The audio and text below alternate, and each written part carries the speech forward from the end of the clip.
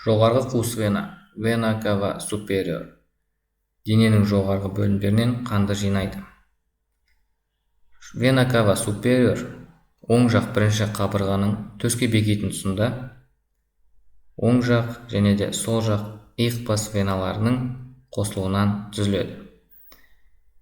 Вена кава супериор төстің оң жағымен төмен түсіп, үшінші қабырғаның жоғарғы жиегі тұсында оң жақ жүрекшеге барып құяды.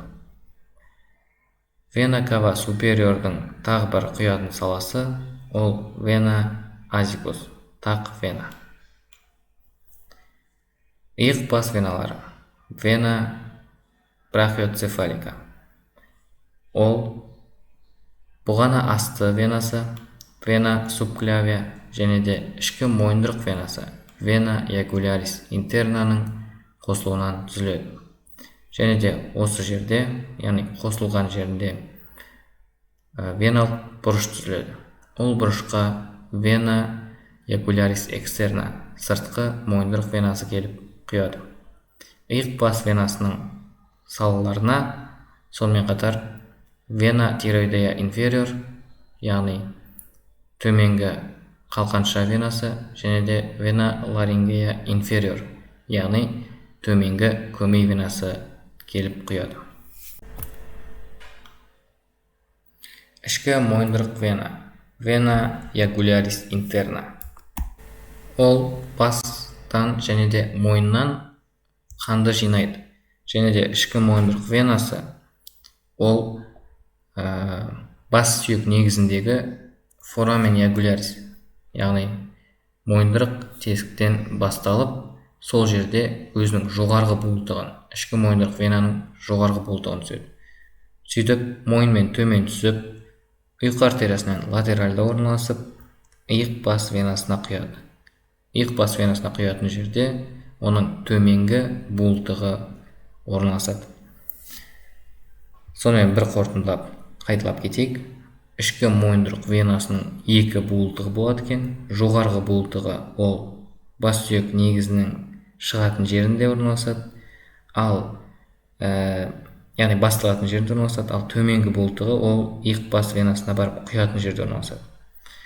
Және мына суретте бағана мен айтып кеткен веналық бұрыш көрсетілген. Веналық бұрышқа мына бір жерден көріп тұрсыздар, вена ягулярис экстерна, яғни сыртқы мойындырық венасы келіп құяды. Ішкі мойындырық венаның жалпы құятын салаларын біз екіге бөлеміз: бас сүйек сыртқы және бас сүйек ішілік.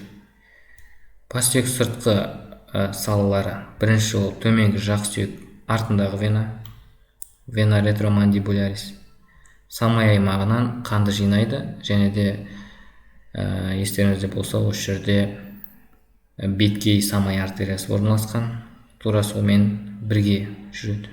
Міне де суретте көрсетілген, тіпті қатты емес енді. Екінші жұтқыншақ венасы. Жұтқыншақ венасы вена фарингея. Вена фарингея ол аты айтып тұрғандай жұтқыншақтан қанды жинайды.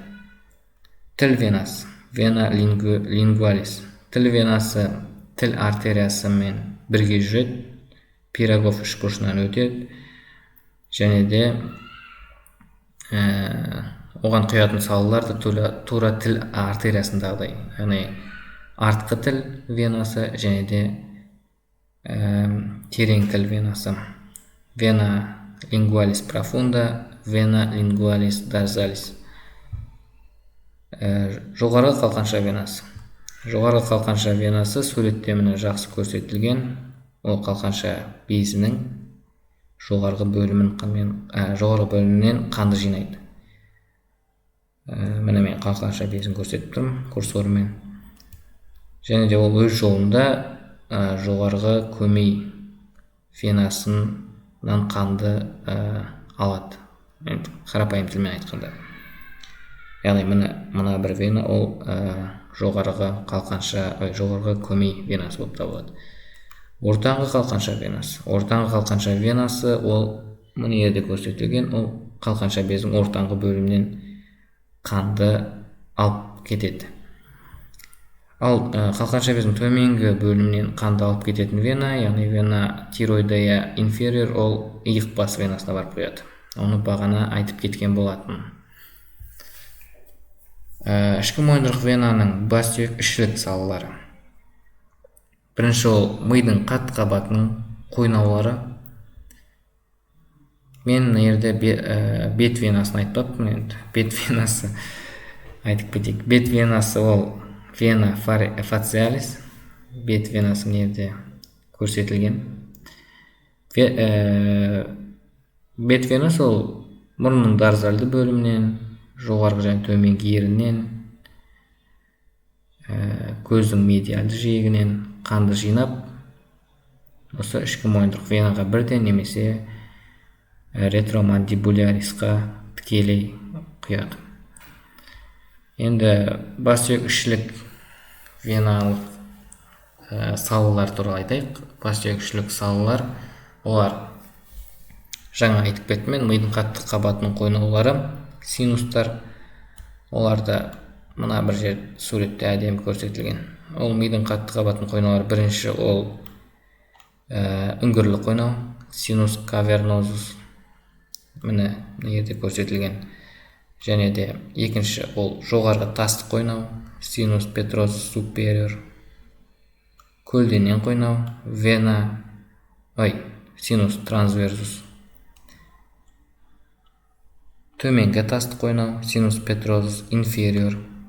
Сигма тәрізді қойнаумен шатастырып алмаңыздар. Ол ар жағында кішкене тереңде орналасады, төменгі тасты қойнау. Яғни пирамида бар, білесіздер, самай сүйекте, сол пирамиданың жоғарғы бөлімінде орналасады, жоғарғы тасты қойнау. Ал төменгі тасты қойнау ол төменгі бөлімде орналасады.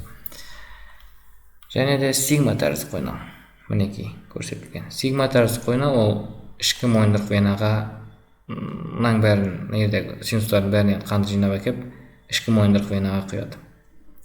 Және де тағы бір синус бар, ол сына төбе қойнауы деп аталады. Синус фенопариеталис, ол кіші қанат, яғни сына тәрізді сүйектің кіші қанатының жиегін бойлай орналасады. Айтқанда үстіп топографиясын бірге айту керек міндетті түрде. Ішкі мойындырық венаның бас сүйек ішілік салаларына қайтып келейік. Бұл жерде тағы да салалар бар әрине де. Ол ми сауыты сүйектерінің веналары, есту ағзасының венасы, көз шарасы венасы, вена офтальмика, ол вена офтальмика супериор және вена офтальмика инфериор деген салалары бар. Мидың қатты қабықша венасы, вена менингея. Сонымен бүгінгі видео аяқталды. Егер ұнаса, лайк басып, каналға жазылып кетіңіздер. Қазақша медициналық контентті бірге дамытайық.